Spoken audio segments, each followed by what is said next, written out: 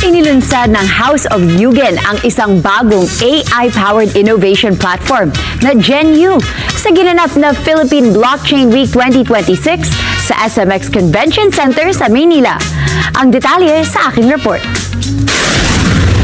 Opisyal na inilunsad ang GenU, ang bagong AI-powered innovation platform sa ilalim ng House of Yugen sa ginanap na Philippine Blockchain Week 2026 sa SMX Convention Center, Manila mula June 19 hanggang June 21.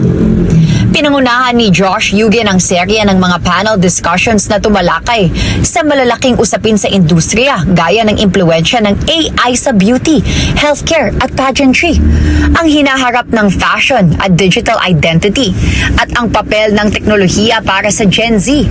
Kabilang sa mga dumalo at panelists ang mga eksperto, beauty queens, content creators at tech leaders mula sa iba't ibang larangan.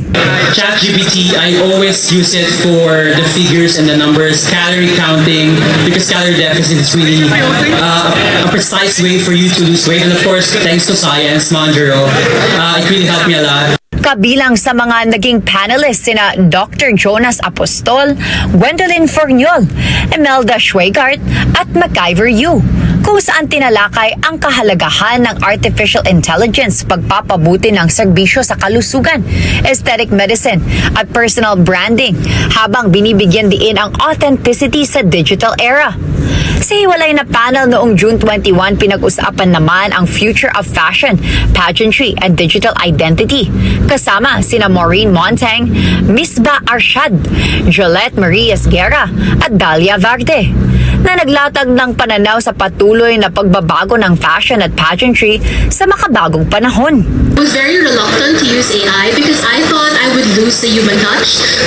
As a tool in publishing and media, there's just so much, like translations, storifying things, understanding, analysis. It will help you become an even better writer, an even better creator. Ang proyekto ay hindi lamang nakatuon sa fashion o entertainment, kundi pati na rin sa paghubog ng isang mas malawak na ecosystem para sa innovation, learning at youth empowerment.